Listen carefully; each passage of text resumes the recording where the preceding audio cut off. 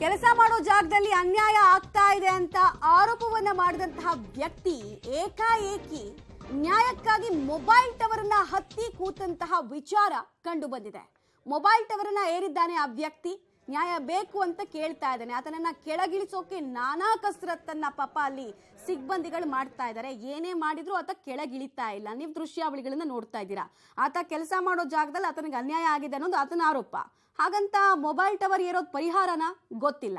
ಆತನನ್ನ ಇಳಿಸೋದಕ್ಕೆ ಪಡಬಾರದ ಹರಸಾಹಸವನ್ನ ಸಿಬ್ಬಂದಿಗಳು ಬಂದು ಮಾಡ್ತಾ ಇರೋದು ಕೂಡ ಕಂಡು ಬಂದಿದೆ.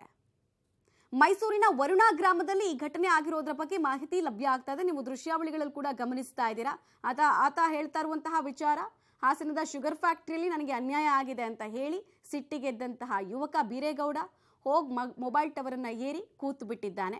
ಸಿದ್ದೇಗೌಡನನ್ನ ಕೆಳಗಿಳಿಸೋದಕ್ಕೆ ನಾನಾ ರೀತಿಯಲ್ಲಿ ಮನವೊಲಿಸೋ ಪ್ರಯತ್ನ ಆಗಿದೆ. ಸುಪ್ರೀಂ ಕೋರ್ಟ್ ಹೋದ್ರು